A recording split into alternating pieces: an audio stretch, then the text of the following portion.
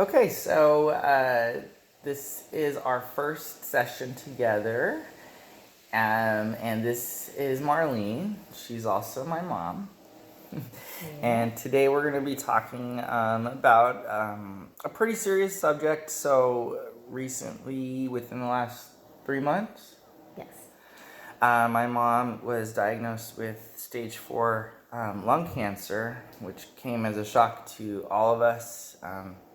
She's not a smoker. She's never smoked. She's never drank. It's not hereditary, so it's just terrible luck.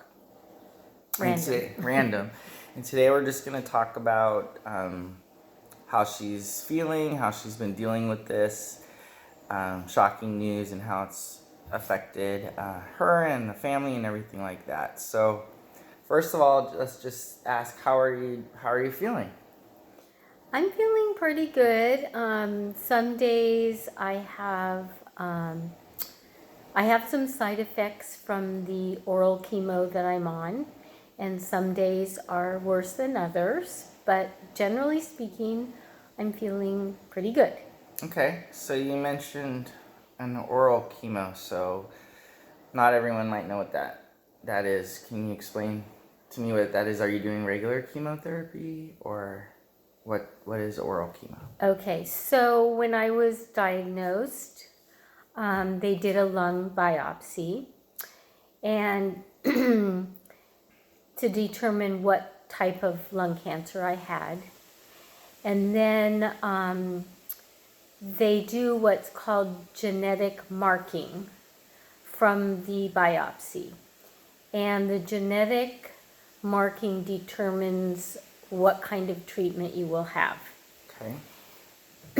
And so when I met with the oncologist after they got the results back from the genetic marking, I was told that I have a mutation, which is actually a good thing, to take oral chemo rather than regular chemo. Okay. So is it multiple pills a day, one pill a day? So I started taking the oral chemo. It's 1 pill a day. Okay.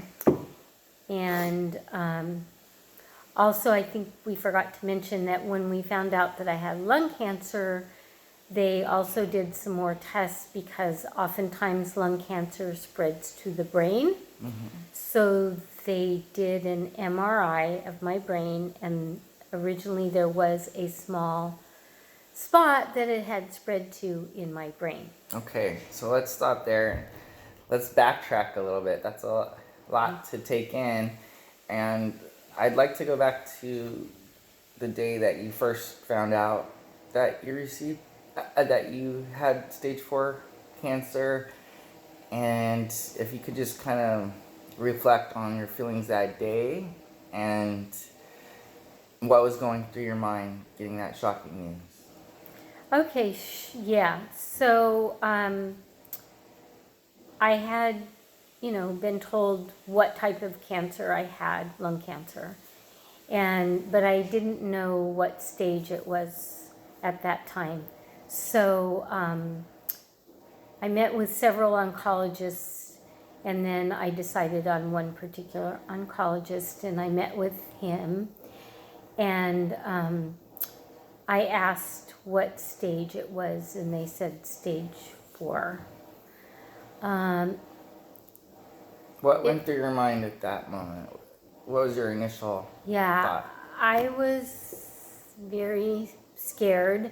I kind of had a feeling though, because when they did the lung biopsy, the doctor that did it said that he saw some areas on both of my lungs, but I was hoping that it would be a stage 2 or 3 and not a stage 4. Mm-hmm. And because it's in both of my lungs and it has affected the lymph nodes.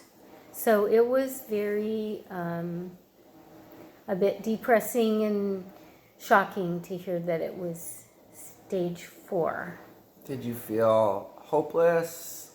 at that moment, or did you still have some positive thought, or was it all just hopeless and pretty shocking, obviously? But did you feel hope, or was it just kind of devastating at that moment?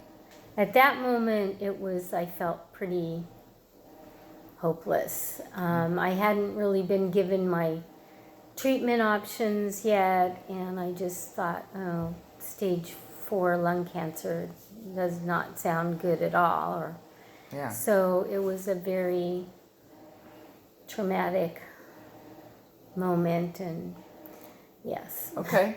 Well, now I'd like to fast forward. It's been 3 months, and I think anyone just to look at you wouldn't even know that you're sick. So you still have all of your hair. Yes. So I'd like to compare how you're feeling now as compared to that initial day when you got that stage 4 news. How are you feeling now? Are you feeling more hopeful? Are you still scared? Tell us how you're feeling. Okay. I'm definitely feeling much more hopeful, and I know that it's very important to be very positive and have a good outlook. When the doctors did tell me about this, having this right mutation to take this oral chemo, they were very hopeful that I could, hopefully it would be working and give me some good quality of life. And I do feel pretty good. I'm able to do all my regular activities. So I'm very grateful for that. I do have my days where I'm still very, a little bit sad, but I try and be very, very positive and hopeful and concentrate on news that the chemo hopefully is doing its job. Okay. Now you mentioned that this type of cancer, which is in your lungs, it has spread to your lymph nodes, and you also mentioned that it had spread to your brain. Is that correct? Yes. Okay.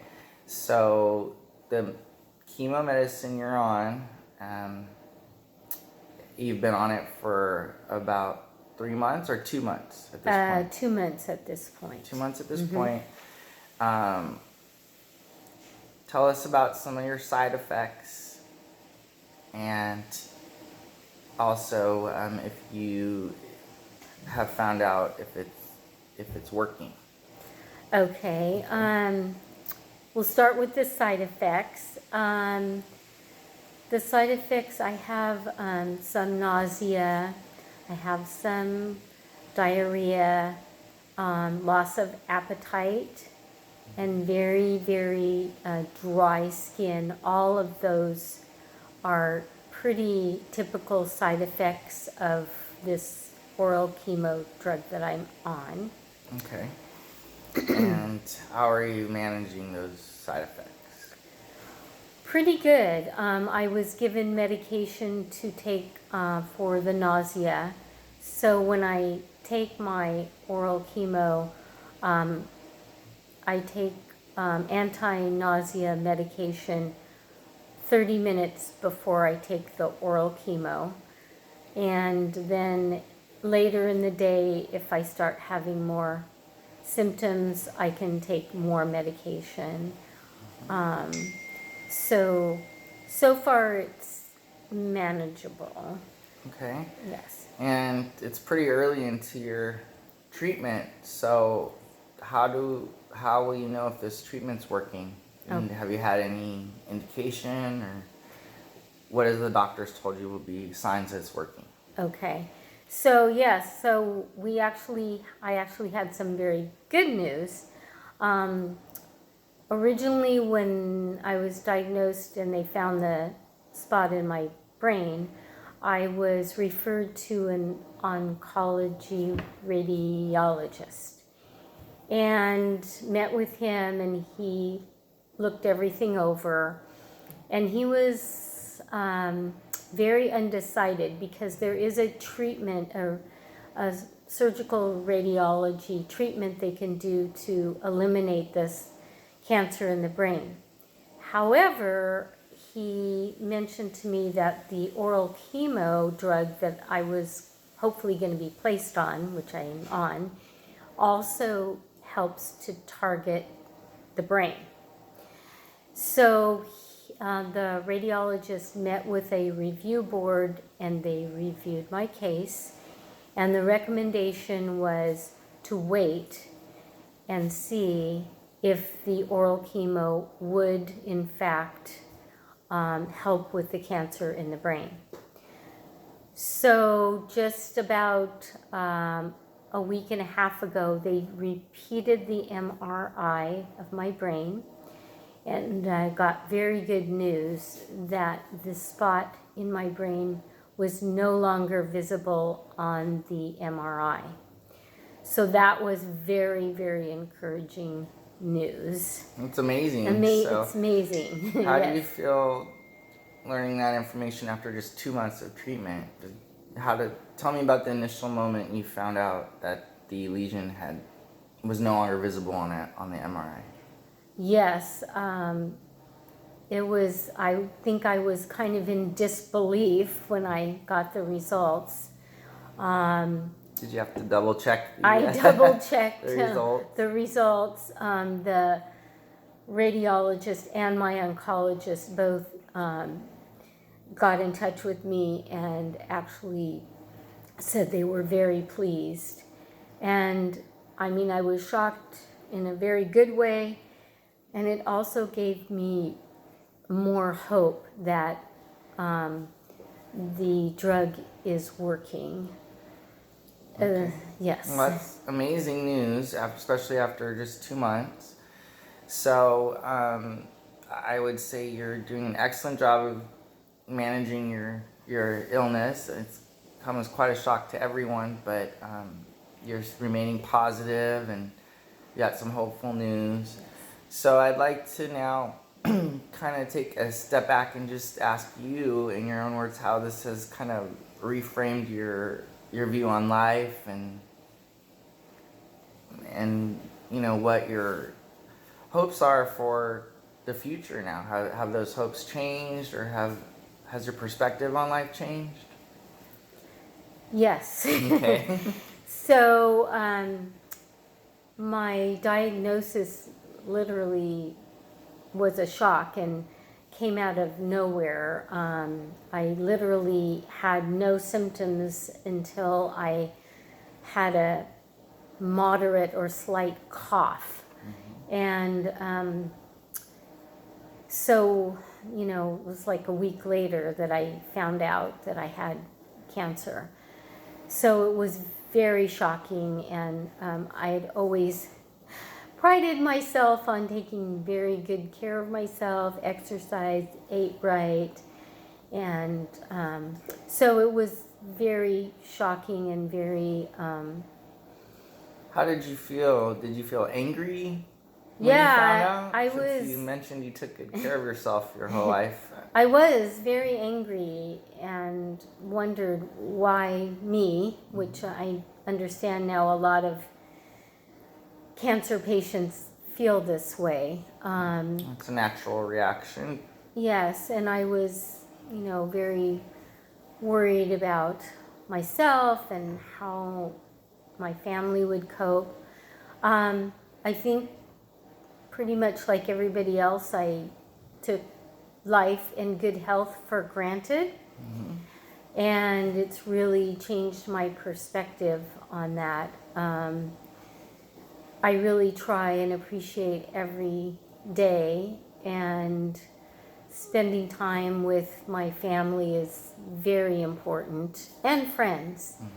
And I've been very fortunate that I have an amazing support group, not only my wonderful family, but I have an amazing group of friends that have just been so wonderful in all kinds of different ways of support. But it's just definitely changed my perspective, and I just try and be grateful for little things. You know, I try and find something every day that has made me smile, and I actually started a little journal writing down some things that I thought were every day, maybe just seeing a butterfly or a beautiful sunrise really makes you appreciate things. I think the journal sounds like a great idea.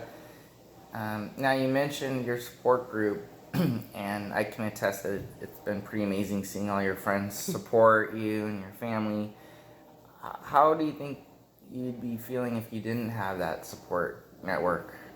What if you were single and didn't have very many friends? How do you think you'd be coping? Definitely wouldn't be coping as well as I'm coping. It's just really boosts you up to get a beautiful card in the mail, or somebody dropping by and visiting, and flowers, and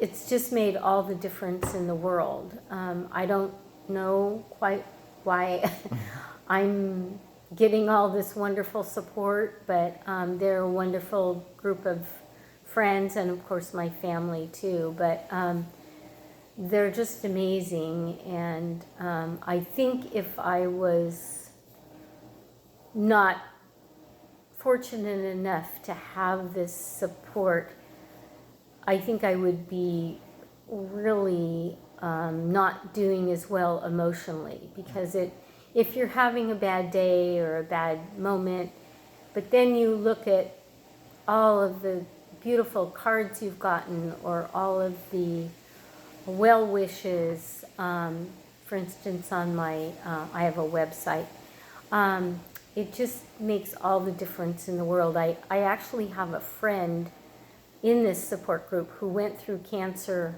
about 20 years ago on her own, when I didn't know her, and I wish I could have been there for her, because she's been a great support. Okay. So, Well, I think it's wonderful that you have that support, and you mentioned you feel like you'd be in a different place emotionally. What about physically? If you didn't have that support, do you think you'd be doing differently physically? yes, because these are my friends from a walking group that I'm in, a yoga class that I'm in. So they encourage me to try and keep up my regular routine. They're happy to see me when I go to the gym or to yoga, or to show up to walk with the walking group. And you need that encouragement, because it's pretty easy to just say, oh, I really don't feel like doing anything today. But you kind of feel like, well, they're counting on me, and, gives me strength to know I can at least, try while I can. Okay. Yeah. Well, you're obviously doing great. We talked a lot about just your initial feelings and about finding out about cancer, and how you've been dealing with it pretty early into your treatment. So in our next session, I want you to think about those feelings of anger and from your initial and disappointment from your initial diagnosis, and if you're still feeling those emotions. So we're going to talk about that in our next session. Okay. I also want to get an update on how you're feeling, because it changes week to week, but right now you're doing excellent. You're staying positive. And I also want you to think about, for our next session, some things that you want to accomplish, as far as, not a bucket list, because I don't really like that term, but just things that maybe have come into the forefront that you would like to do that you wouldn't have done had you not got this diagnosis. Okay.